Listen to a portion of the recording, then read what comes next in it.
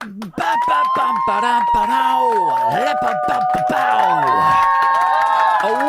yeah. Ladies and gentlemen, what's going on? Ladies and gents and everything in between, as we say. What? Cheers. How we doing? It's Friday night. Welcome back to another steaming pile of Friday. That is the live edition of Aid Thompson and Other Disappointments, guys. What's going on? What's the happy haps? Should we get the chat up? Where's the chat gone, man? Here we go. Sexy new chat background. All of that shit. What's up to Yuri? What's up to Sarah Davies? What's up to Hazel Hun? If you're watching tonight, Hazel, I saw you joining the Patreon the other day. There's also is it Robot Ton or someone joined on the YouTube members thing? If you're not signed up to the Patreon or the members yet, get involved. There is a join button on my profile on YouTube. What's happening to everyone? Everyone in the live chat just joining, just jumping on now. I thought I was tardy in every sense of that word. Hello to Mojo Sabian. Hello to Alex French, Jim Speak, Yuri, Zero, Sarah Davies, Brian White. What's up to Brian White? How are you guys doing? Give me a what's up in the chat. Tell me how your week has been as we once again put the world to rights over its many, many wrongs, guys. It's been another week of barrel scraping lows. Has it not?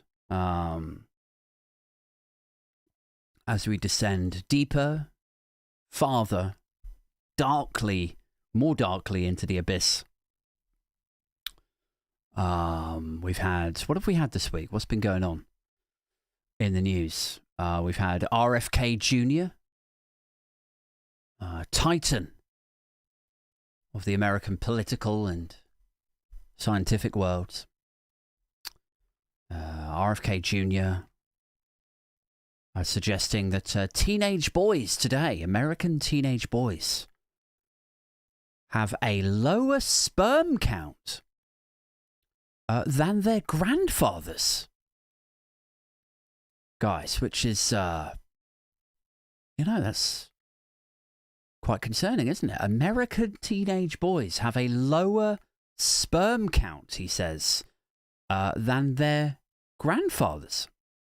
And of course, he's asking what that might mean for America's declining birth rate.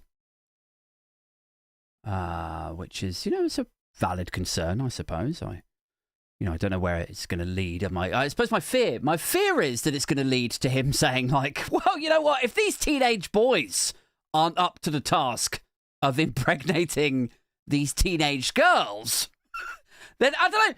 We've tried everything else. Maybe we get Matt Getz in. Matt, it's okay. All is forgiven. In you come, Matt Getz. That's where I worry it could end. Bring in Matt Getz. It's our only option. Because that's how he talks. Talks a bit like a sort of aging, haggard Batman, doesn't he? He also suggested, elsewhere in RFK news this week, he also suggested that autistic people can't fall in love. Which I thought was, worth a mention. I suppose. RFK Jr. Autistic people can't fall in love, is what he said. I'm quoting him warmly there. I assume that it's bullshit. I assume that it's untrue. That he's just sort of made it up. That it's baseless. I don't think that is true. This is based mostly on the fact that it's RFK Jr. who's said it. And it's something about autism. So it's, take it with a pinch of salt insofar as RFK Jr.'s commentary in that arena is concerned. But I also base the conclusion that it might be bullshit on... I like the idea that he's basing it his assertion, autistic people can't fall in love. I like the idea that he's basing it on the fact that every autistic person that he's ever encountered has just told him to fuck off. And he's like, man, they always seem so angry. I don't think they know love. So that's been fun. Bit of an RFK Jr. update for you there. Trump elsewhere in MAGA land. Trump has embarrassed himself. Once again, embarrassed himself bigly. Pretty much all week, in fact. Is an accurate description, I think, of how he's conducted himself. Tuesday, he was on about how China and the US are negotiating a trade deal. And this obviously follows all of the financial markets, the global markets tumult, including the value of the dollar, but also the value of stocks, shares, futures, even the American bond market has not escaped unscathed. And so to soothe the markets, I think, was the intention. On Tuesday, he was saying that, that he and China, or rather the US and China, are actively in contact. They are negotiating a deal with one another, try and put out those fires, Donny, I think was the approach. Just go out there. Just go out there and tell everybody that you're working on a trade deal, that you and China are talking. I really think that'll help. That'll cool the markets. That'll cool some heads. People will stop fire sailing all the trades and the shares and the stocks. Put out some fires, Donnie. Just say that you're working on a deal. But sort of turned into a bit of a, fuck up. One of many. Because China basically immediately just trolled him and denied it. Like, they've been trolling him for weeks now. They've been making these AI videos of Americans like Donald Trump, Steve Bannon, JD Vance, all of these people forced into opening and working in their own sweatshops. Like these AI videos, mocking them, trolling them. And so then he comes out and says, we're working on a deal. We're actively in contact with them. My people are talking to his people. And then China were like, no, you're not. That's not happening. Like, why are you saying that? No, it's totally happened. Like, what? Who are you talking to? They're literally saying this. I'm not characterizing it and dramatizing it. This is what they're saying to him on the official China embassy Twitter account. They're like, who is he talking to? Like, is he? Are you suffering from some sort of dementia? Is that settling in now? Are you imagining these things happening, or are you just lying about it? Like, which of those? Take your pick, Donnie. So that's been fun. It's been a fun week. Insofar as Donald Trump embarrassing himself has been concerned. Maybe we can come back to him more specifically soon. Who else has been in the news from the MAGA quarters, from the Church of MAGA, the Church of Donald, the cult of Donald Trump? Pete Hegseth. We all familiar with Pete Hegseth? Have we? Have we become familiar with him over the last 6 months? Pete Hegseth, you will recall, was in trouble. It was only about 3 or 4 weeks ago for publishing sensitive, confidential bombing plans on the decentralized encrypted messaging service Signal. So not through official channels, not through an official app or protected email server or anything. He just dumps this stuff onto Signal. And there just so happened to be a journalist from the Atlantic also on Signal. So it's like, what is he doing? Why is he publishing this? Anyway, this was a scandal like 3 or 4 weeks ago, right? And a lot of people said, well, yeah, this is what you get when you hire Pete Hegseth. Like, the guy's a fucking booze hound. He's chaotic. He doesn't take his responsibilities seriously. I was like, no, that's not, this is not that. Okay, he's really good at his job. He's obviously very well suited to it. Because otherwise, how could you explain that he got that job? Right? How could you explain it? Pete Hegseth, whose only qualification for working in the Trump administration, working at the very top levels of the United States government, so far as I can see it, his only qualification was that he presented Fox News and he was nice to Donald. And presumably when they came off the sofas of Fox and Friends and Fox News Sunday and all the other shit that Donald Trump has guested on,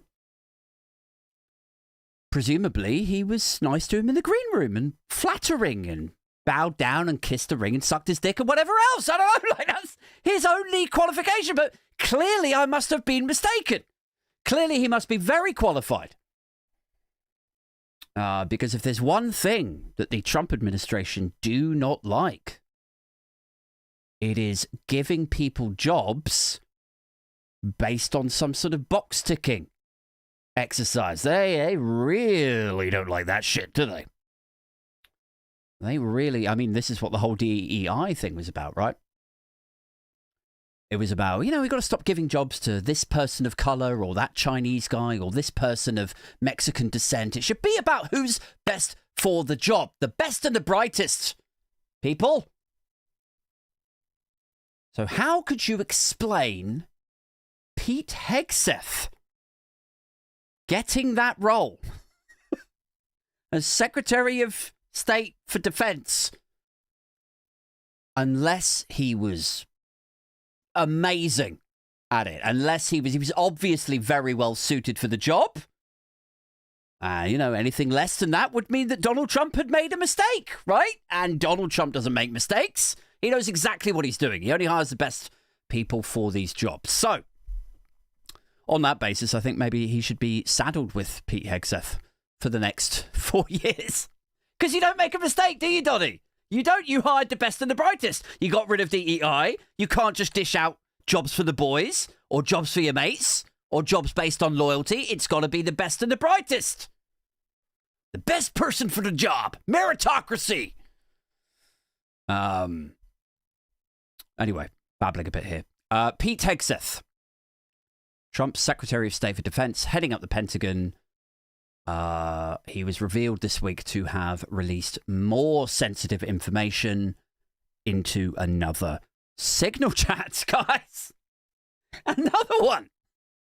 Is this before or after the last one? Or is this just another one that got uncovered? I don't know the answer to that. Somebody in the chat can tell me, can update me. If it's after, you got a real problem. I mean, if it's after, it's just like, what kind of a booze hat? It's almost impressive. It's almost inspiring to be that level of booze hound in a position of power and influence. And after the scandal, you just knock back the brandy like, you know what though, fuck it. Nah. Do the same thing again. Fight fire with fire, Hegseth. But if it's before, then it's like, well, it's not great. I'm not defending Pete Hegseth. It's difficult to defend somebody who has that level of responsibility. And in his confirmation hearing, they said, they asked him a question about his drinking. And let me just preface this by saying, if you like a drink, fine. Go ahead. Enjoy it. Everyone loves a party.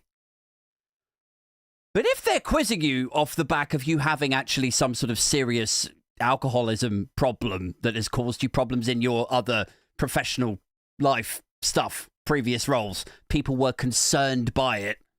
And they ask you in a congressional confirmation hearing, like, so, I mean, you're not gonna, like, drink on the job, though, right? You're not gonna sit behind your desk, like, knocking back whiskey when you might be asked to make a really important, consequential decision. You're gonna, like, you could relax the drinking a bit. And his response was literally, I kid you not, I shit you not, his response was like, I'll stop drinking when the job requires me to stop drinking. Like, it was along those lines, wasn't it? It was like, I'll stop drinking when I need to. When I, like, he was so no fucks given about, like, I reckon he was drunk in the congressional confirmation hearing, because that is a kind of ballsy response. Like, it would have been all the better if he just, like, pulled out, like, the tumbler as he said it. Like, are you going to stop drinking when you need to make a serious, consequential decision? Well, how about I stop drinking when I need to, when the situation calls for it, but right now I'm a little bit busy. All right. Go on, Pete. So anyway, back to Pete Hegseth's reemergence in the news this week. Sources have been briefing the progressive news outlets out there. Sorry, I'm getting a bit mixed up with my my screens there. Sources have been briefing the progressive, or the more left-leaning news outlets, that the White House are already looking for a replacement of him. Imagine that shit. Imagine you are still in your job and everybody out there in Newsland is like, oh yeah, he's toast. He's like, you're gone. You don't know it yet? Like, he's basically like the American government version of Kemi Badenoch here. Like, everyone knows she's toast except for Kemi Badenoch, who remains clueless, like it's tragic when she comes on the morning breakfast shows. So what are you hoping to achieve if you win the next election, Kemi? Like, they can barely keep a straight face when they ask her this stuff. Well, I have a lot of policy ideas, and I've got a lot... Really, though? Really, Kems? So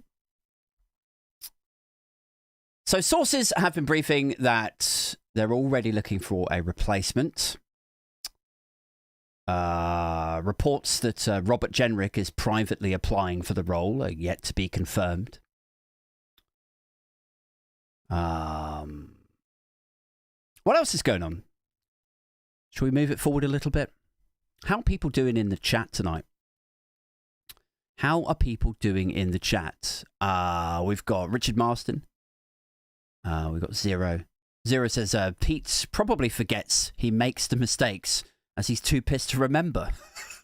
I saw an Onion... Was it an Onion article, or was it like Hard Times? One of these satirical news outlets the other day, where it said, when Pete Hegseth finally sobers up, he will be surprised to learn that he was ever made Secretary of State for Defense, which I thought was great.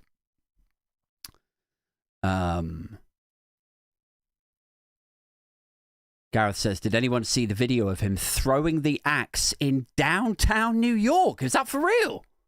He threw an axe. Pete Hegseth threw an axe in downtown New York. Did he? Shall I pull it up? Let's have a look at it, shall we? Let's take a wee look. How do I do this? Can I get... Oh, yeah, sorry, I've still got threads open. This is fun, earlier. It's a thread. For some reason, I keep getting like loads of atheists, not atheists, loads of religious people on my feed. And so I just keep trolling them. And so I suppose I'm feeding the algorithm, aren't I? But here's a guy called TYB Faith who says, I have a genuine question for atheists. What is your purpose? I was like, banging your mum in a caravan to the sound of 1970s glam rock. Because, why not? Why not? Guys, amuse yourself. Right, let's have a look, shall we? Where is he? Pete Hegseth axe throwing GIF. Is there a video version? Oh my god. Oh Christ. Fucking hell.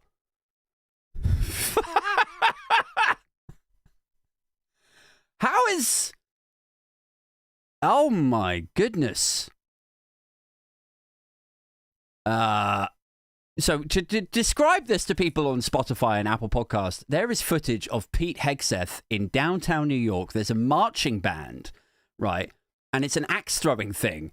And he throws the axe towards the bullseye, but it goes way over the bullseye, over the back, and then like it goes through the marching band guys. Like it could have fucking killed him. What is this? What is this? On Fox and Friends. Join us today on Fox and Friends for a live broadcast murder from New York. Jesus. I was not expecting that. Almost fucked around and accidentally turned my podcast into some sort of snuff porn live show. Sergeant Wilco's in the chat saying, to be fair, that is a badly designed axe throwing arena. Also, he's drunk. Hazel Hunn's in the chat now. What's up, Hazel? I was giving you a big up earlier and thanking you for joining the Patreon. Hope you're well. What else is going on out there in Newsland? Guys, we are witnessing day by day the descent of the United States, aren't we?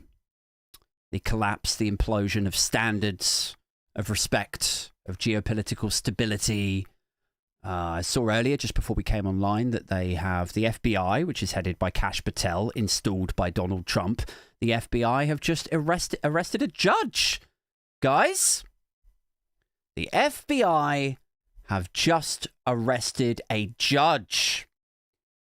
I suppose we should file this under a situation that is developing.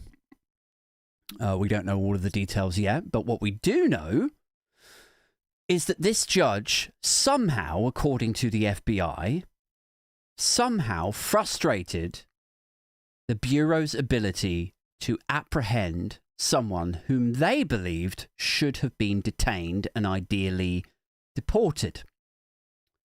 And because they felt that the judge had got in the way,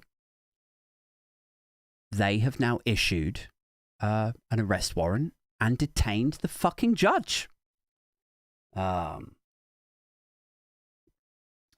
yes, we are witnessing in real time the collapse, the implosion of politics, of stability in the United States of America. And I've been saying for fucking years, guys, veteran Binfluencer crew members who've been tuning in for a while will attest. I've been saying for years that Trump is a threat to the political survival of the United States. Like, it's not going to end well if he becomes president again, which now he has, and now it is, you know, becoming realized, isn't it? Now it's coming to pass. It's a bit like, you know, you don't want to say, I told you so. But equally, there's not really an awful lot that you can do to fix it. You know, you have been warning about it, but now it is happening. Now it's very much sort of a stance of resignation, isn't it? It's like, well, you know, I don't really know what else to... You know, I did my bit. I sort of tried to warn a few people here and there. So did a lot of others. But who the fuck am I? Just an idiot with a very, very small YouTube channel. Like, I could lazily go down the road now of saying, like, you know, it's basically we're on the bar of the Titanic again, aren't we? Like, it's sinking. It's happening. We're just, you know, in a mood now, in a sensibility or adopting a sensibility where it's like, well, fuck it. We'll just get hammered. We'll just enjoy the ride as we all circle the drain. You know, you could draw a parallel with the Titanic's bar and those gentlemen that were portrayed at the end of the, or near the end of the movie, knocking back their drinks there. But I suppose it's a little bit more like, you know, given the gravity of it and the near certainty that Western liberal democracy if Trump is allowed to run riot, it will continue to fragment and collapse, probably closer to home also. So yeah, I don't know. I suppose my mindset at the moment is more like, it's similar to the Titanic bar, but maybe it's more exaggerated now. Like maybe it's like, did you guys remember the news reports? This is going back a while now. The news reports of that came, I think it was on Vice News or something, where they said that at 9/11. I don't know why I'm laughing. It's not funny. There's nothing funny about 9/11, but sort of offshoots of comedy, as I will explain. They found that on 9/11 there was this sort of, obviously very brief craze called terror sex, right? which is where people legitimately thought it was the end of the world. Like they thought they were being attacked by nuclear powers, that missiles had hit the World Trade Center, like there's streets covered in soot and dust. I guess there's bodies everywhere, like big explosions and shit. Like you would, wouldn't you? You would think, fucking hell, someone's invading us or firing nukes at us or something. And there was this report about terror sex, about how people were like, it's the end of the world. Clearly we're all fucked. So let's just hedonistically just ride this out in style. They all just started fucking each other. And that's kind of where I'm at now. It's like, we're circling the drain. We kind of, warned about it, but now let's just enjoy the party. There's very little that we can do about it now, people. What else has been going on this week in Newsland? Any other big stories that people have found funny? Any other headlines that have danced their way across your periphery? Diz is in the chat. She's saying she was sitting, hearing a case, and asked them to go see the chief judge, who is in charge of the courts. So this is what the judge did, is it? Like pushed the case back to the person who has the responsibility. And in that time, in that pushback, the suspect, if you want to call them that, was able to escape or get a head start or something. Mojo Sabian says, I just had a really bizarre image of Aid and the band on the Titanic going mental while playing Jump Around by the Fresh Prince while the boat sinks. I mean, I probably wouldn't play Fresh Prince. I'm not a massive Will Smith fan, to be honest. And even less so since he started punching stand-up comedians on the biggest nights of their careers. Did you guys see the news reports this week about his latest album? It's quite interesting to see how far that star has fallen. We'll just go off on a tangent for a minute and then we'll get back to some news, shall we? In fact, just bear with me. I'm just going to turn my heaters off because it's fucking roasting now. Hold on.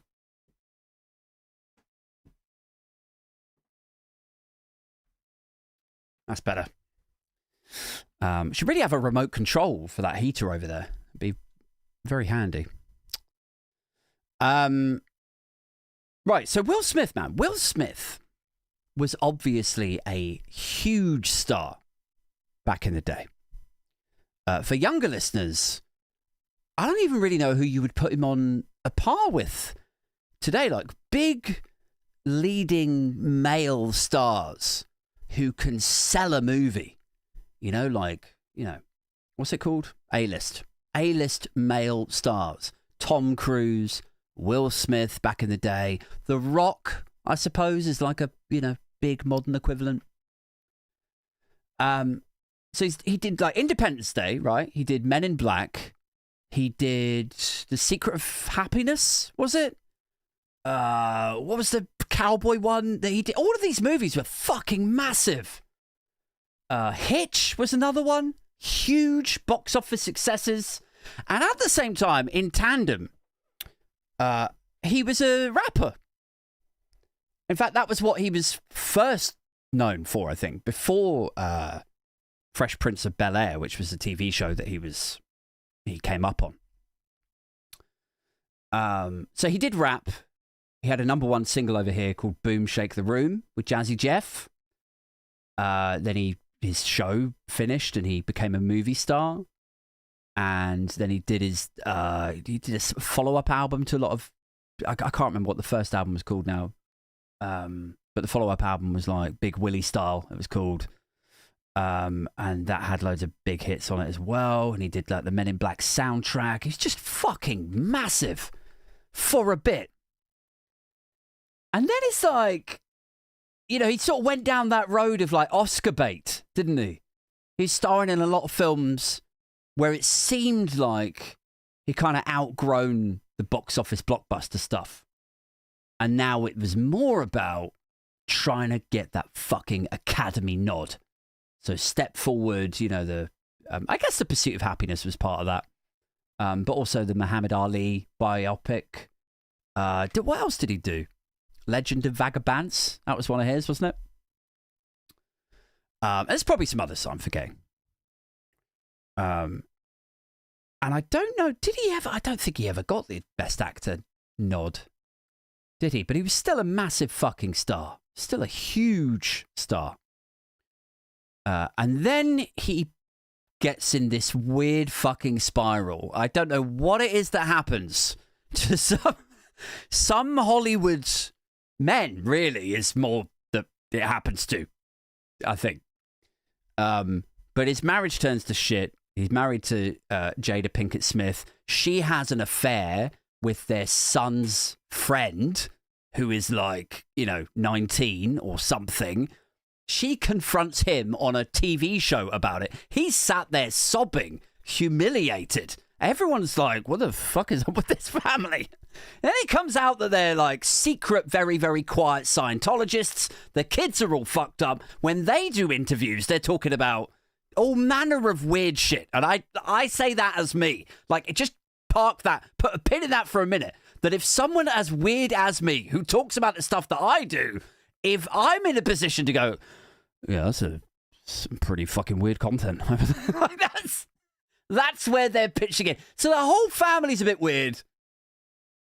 Then the Oscars thing happens. And that's really just a nail in the coffin. And now, like over the last year, he's been just very calmly, slowly planning this comeback.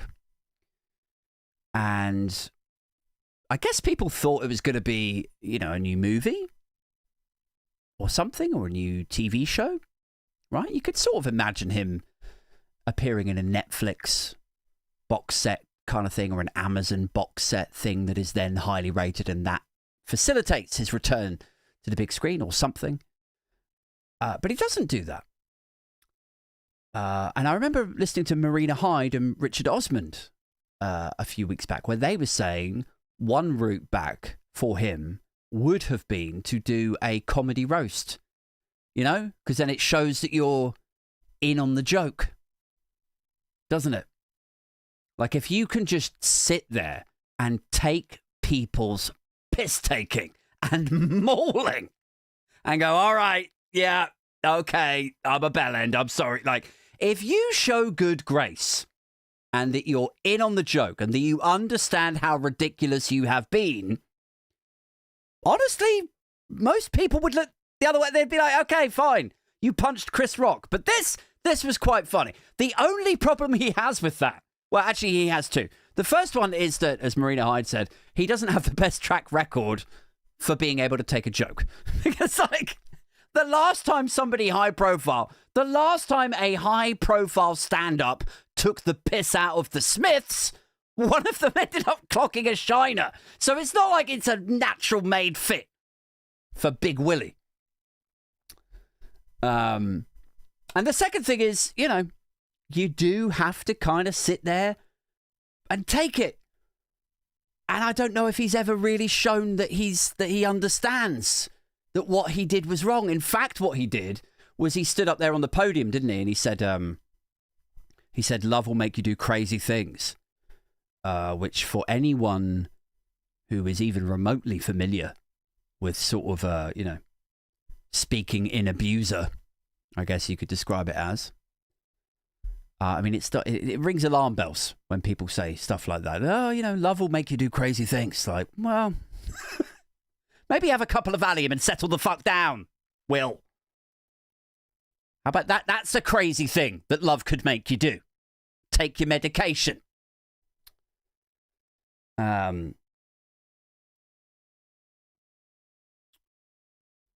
So, people were expecting that he was going to make this comeback, and instead, it was a musical comeback. And it's even the more bizarre because it wasn't like, he's got a new album out and Will Smith is actually a pretty good MC. Like, there's very little about Will Smith that I am warmed by. I'm sure he's a lovely guy. I'm sure he's a great dad to his kids, etc., etc. But I don't personally like the way he conducts himself, and I find him a bit weird, okay? But he is a good rapper, and if he got the right producers behind him, and if he had a hit, that, again, would be a route back. So he comes out with this album, and people are like, well, it's probably going to be all right. He's a pretty good rapper, right? He's had some hits. And the album has sunk without fucking trace for a former big hitter, for a former A-lister like that, who only, 3 years ago was being nominated for a Best Actor Oscar. That was the whole reason he was there that night. Oh, yeah, I forgot to say, like, after he punched Chris Rock, and then he said, love will make you do crazy things. Then after that, he went partying. He went to, like, the Vanity Fair party or, like, the Elton John Oscar party or something. So he obviously didn't feel too bad about it. I think he was like, hey, yeah, that happened. So anyway, here I am. It was only, like, 2 days later he put out a face-to-cam thing, like, I'm deeply ashamed of my actions. And it's like, contrast that with him on the night. Like, hey, I've had a great night. Anyway. Phil Nelson says, no, he's shit as a rapper. Aid. He's not, though. He's not. I've heard him freestyle, man. You're not talking to somebody who doesn't know anything about rap here. I'm pretty comfortable. It's kind of my specialist subject. He's pretty good, man. He's not bad. There are some people who are bad, who became very successful. Diddy is one of those. Terrible rapper, became successful because of his close approximation, or proximity, that's a better word, isn't it, to Notorious B.I.G. and the fact that, he was putting the levers for everything so he could just inject himself onto a song that sounded like a hit. So Diddy's terrible. Who else is terrible? Do you know what? I'm going to say something controversial. I don't think Snoop is that good. I said it. It's out there now. Quote me, fine. I don't care. I don't think Snoop is that good. It's more about his personality, isn't it? Anyway, we're going way off on a tangent here. Phil Nelson is saying, do we go Kanye now? Do you know what? Kanye's another one. Huge star. Possibly the biggest selling male rapper of a particular year. There must have been a year that Kanye came out with an album like, College Dropout or what was the follow-up to that now? Fucking hell, it's completely left my brain. Here I am saying like, oh, it's kind of my specialist subject. I can't fucking remember Kanye's album names. Yeah, there's probably a couple of them where he was like the biggest selling artist in the world, right? And now he's gone absolutely fucking batshit. Did anybody see his tweet this week? Who saw the Kanye tweet this week?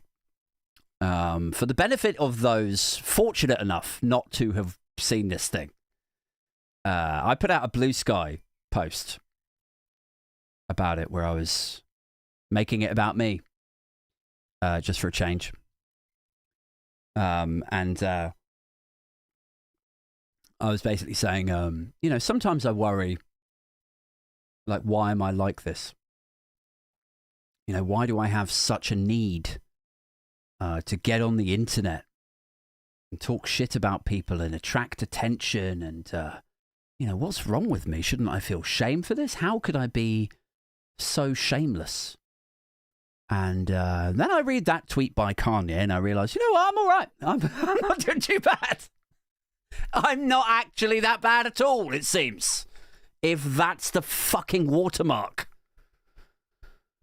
Sorry,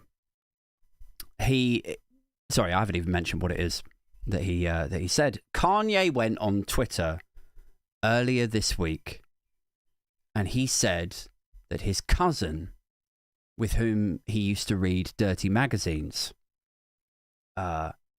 when he was 14, Kanye told him that he couldn't read dirty magazines with him anymore. And this kid, his cousin, grew up and went on to murder a pregnant woman, which is pretty fucking dark, right? And then he says, my name is Kanye. And he said that he and his cousin would like act out the things that they saw in the dirty magazines or the dirty videos or whatever. And he closes it off. He says, my name is Kanye and I sucked my cousin's dick till I was 14. I was like, what? What? I thought like, did I had to go back to it like 5 minutes. I was like, did I actually read that? Or was that like a parody? Or was it like, did somebody Photoshop it and post it? Or like, is it, oh no, it is real. It is actually real. Like, this is the thing about Kanye, man. It's like, you never know if he's having some sort of bipolar breakdown or not. Like, the guy that went on Twitter and said, hell yeah, I'm a Nazi. And yes, I love Hitler. What the fuck now, bitches? Like, it's the envelope gets pushed so far and so far. You just imagine him there in his padded cell with his stretch jacket on. What are they called stretch jackets? Straight jacket, that's it. You know, like, how can I shock them more this time? Ha ha! I'm so crazy. Maybe I'll run for president this week. Maybe I'll say I'm a Nazi. You know, it's like there's that sort of thing to consider to it, with it, isn't there? My name is Kanye and I sucked my cousin's dick till I was 14. But did you, though? Did you really? And then there's all these other rappers going like, I think it's really brave. I think it's really cool. And then there's like loads of right-wingers and alt-rights, contrarians and reactionaries saying like, you know, this is typical of the left. This is like, is he comes out and says something really honest that might explain an awful lot about who he is and who he became and his psychological problems. You know, there's no excuse for some behavior, but if it helps you to understand how somebody might crescendo into that kind of erratic, unpredictable, attention-seeky kind of nightmare, then it's, you know, he should be applauded for sharing that sort of thing. I'm like, I just don't know, though. I don't know if this is real or was the Nazi thing not real. Like, I don't think I have to feel guilty for kind of like looking at it with skepticism. When it's, if I am to take him at his word by all of his tweets, then he's a fucking Nazi. And I could be like really compassionate to him and hug him and tell him it's all right, and he could then push me into a fucking gas chamber. So what even is right or understanding or wrong now?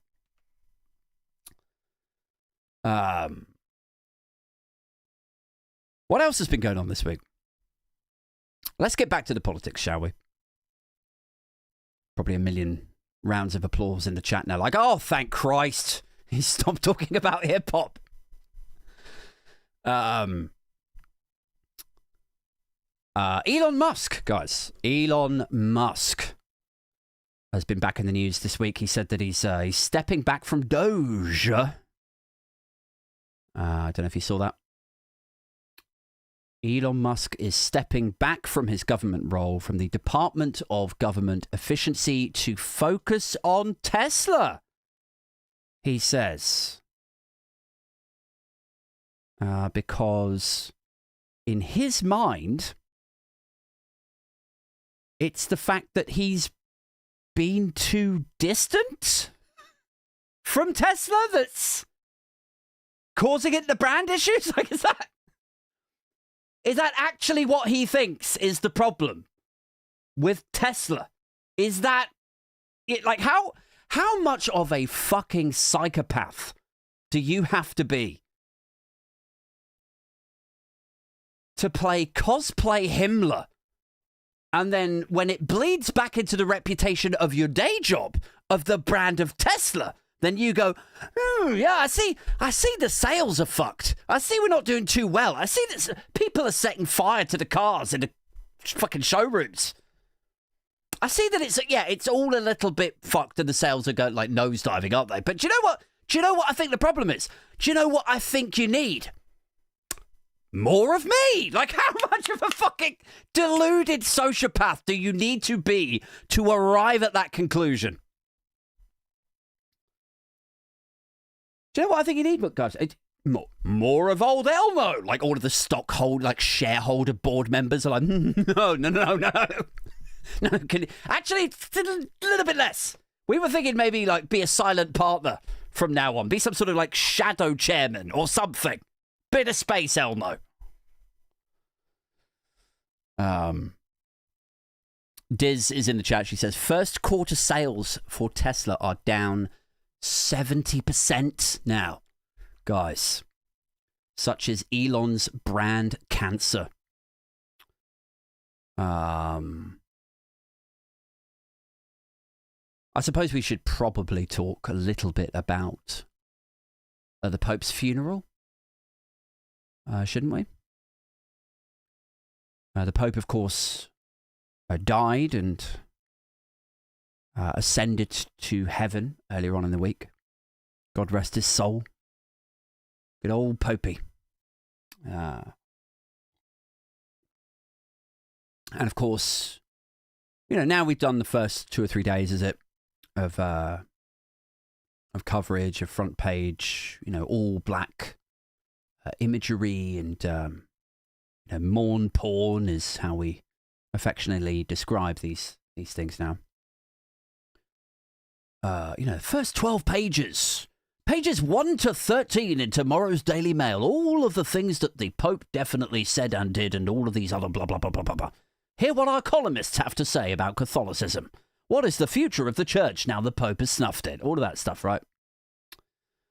Now we're past all of that. Now we are on to the once-in-a-generation chance for our world leaders to come together, guys, to gather in the same time and place.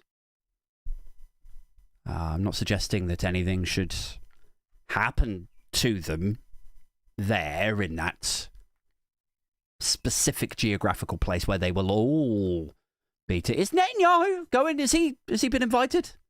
Is he there? Is Vladimir Putin going to be there too? Just wondering. But yes, it's a once in a generation chance for our world leaders to gather in the same room, to bow their heads and pretend that they are all somber and upset about a man who, in a lot of MAGA's cases, they were happy to disrespect as recently as 3 weeks ago. But now they're devastated. Now they're, very mournful and contemplative. And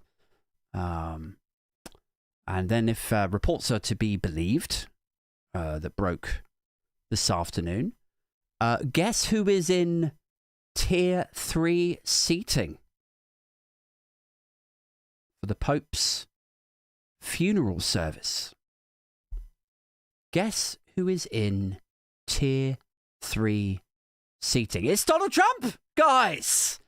Donald Trump is in Tier 3 seating. There are, as yet unheard of, very not famous, not influential Catholic priests from fucking Minehead who are in upper tiers, more important seating than Donald Trump for this shit. Guys, Donald Trump is in Tier 3 seating for the Pope's funeral service. I saw earlier. The man who normally sits in the Oval Office, probably on a fucking golden toilet, or on the sofas of Fox News being filleted by Pete Hegseth, is now relegated to the same row at this event as the fucking wives and girlfriends of the Cardinals. Or say, like, I know that they haven't got wives and girlfriends. I know it's a sort of football reference to shit seating. It's probably the only football reference you're ever going to hear on this show, and it happened here tonight, guys. So yeah, I don't know where specifically that means that he's going to be sat. They say that it's tier 3, right? That doesn't mean row 3. I don't think. Tier 3. Is that like a sort of, upper tier in a theatre kind of vibe, I guess? But wherever it is, whatever kind of seating it is or it is not, it doesn't sound close, though, does it? Doesn't sound that prestigious. It sounds like some pretty fucking average Ticketmaster job. It's probably had to book this on Ticketmaster. He's probably next to the guy who sells fucking official Vatican rosemary beads. Like, that's where he's pitching in for this thing. So yeah, Donald Trump relegated, demoted to tier 3 seating at the Pope's funeral. I mean, I was thinking earlier, like, it could actually be the result of a request by the Trump administration. Couldn't it? Because, Trump is, how old is he? He's like 78. He's pushing 80, right? It's no spring chicken. He's an old man these days. An old man at an event that is likely to... I mean, Catholic services are long. They're so long.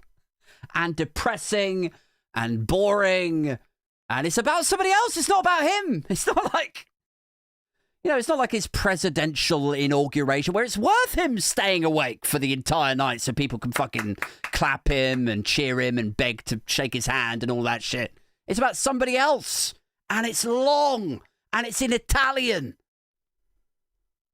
or Latin or whatever. I could totally imagine the White House being like, do we really want the president in the front row? Looking bored as fuck and pulling out his phone and tweeting out his boredom in the first 11 minutes. Is that how we want this shit to go? You think that's going to play well on the international stage? Like, we're already having problems diplomatically with the whole, Vladimir, stop it. Like, he struggles with diplomacy on a good day. Do we really want him in row 3, in row 2, in the gaze of the world's media, nodding off and tweeting the problems, what he thinks sucks about the service, and calling other people losers, and I could imagine them doing that. And I don't think he could handle sitting there for that length of time, in somber, contemplative silence, for however many hours this fucking thing goes on for. Like, he will either try and get up on stage and crash it like Will Smith or like Kanye back in the day. These fucking stage crashing rappers, right? Or he'll fall asleep, or he'll somehow demand that it's made about him, or he might fucking die. Like, he could die because he's so old. He's so old and haggard and obese. Like, it could happen. It's a risk. So, yeah. People. Seating Trump at the back. In the 3rd tier. Row 238. That's probably a smart move. I would have thought. Like how you sort of wheel your great-granddad, into the stock cupboard so he isn't snoring his way through the wedding service of, you and your missus. And then later on, you just tell him that he was there the whole time. Like, we've all done that, haven't we? Don't want your great-granddad ruining the wedding. Will that motherfucker into the stock cupboard. I mean, the whole Pope's funeral thing is just fucking weird, isn't it? It's like, I've been looking at the coverage of it the last few days, and there's like people queuing for fucking like 9 hours to see a body lie in state. You know, it's like the Queen's thing all over again, isn't it? People just queuing up round the corner, thousands of people queuing up for 9 hours to go see the Pope lay there. It's like it's a dead body, guys. It's a cadaver. It's a dead body. Like, it's kind of weird. It's, you know. I mean, apart from anything else, like, why would you queue 9 hours to go see a dead body when you could just go to Slough for 7 minutes and you'd see 4 of them on a street corner? Like, from the just outside of like a row of shops. Like, it'd be like a fucking, you know, betting shop and a news and booze and a fucking funeral parlor. You know, it's even that is like a story of itself of somebody's death. It's like, what the fuck happened to him? Oh, well, he went into the news and booze. Yeah, he had a couple of drinks and he got pissed and he made a stupid bet and then he killed himself. Like, it's a story. It's a story. That row of Slough shops where you could see a dead body just laying there on the ground with no queue at all, guys. Where the fuck are Holly and Phil, man? Where's Holly and Phil in all of this? You know, because this is their jam, isn't it? This is their thing. Bodies lying in state is a Holly, like, think Terry Wogan, Eurovision, right? Hugh Edwards, royal wedding, royal occasions, you know? Dead bodies lying in state, loads of queues round the block. Fucking Holly and Phil, this is their thing. Where's Holly and Phil, guys? You know? So all I ask is that on some of the news coverage, somewhere, some TV network that is live streaming this on pay-per-view, probably, catch the live pay-per-view of the Pope's funeral live on Netflix. You know it's going to happen, right?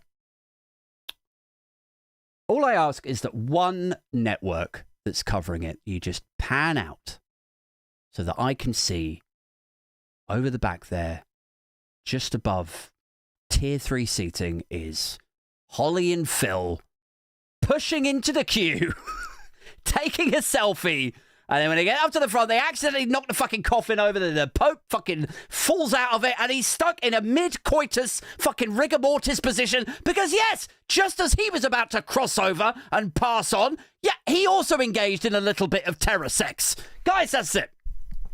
I'm going to rein this in. I am going to rein this in. I'm going to wrap this one up. And then we're going to do a lock-in. So if you want to stick around for that, for a little bit of Q&A, then get your questions in now into the live chat. I'm going to stick around for about half an hour, and I shall answer any questions that you might have to field to moi. But if you're just jumping off now, if you're listening on Spotify or Apple Podcasts or catching up later on YouTube, then I'll catch up with all of you on a paper review or a podcast next week. Sign up for the Patreon. Until next time, keep it Bimfluencer. Keep it Booge. And we are out this motherfucker. Cha! Right, let's get this onto the lock-in, shall we? Here we go. Where's the lock-in thing, man? There we go. Right, you ready? And a 3, and a 2, and a 1. And it's for real. It's Big Willie style up in this motherfucker.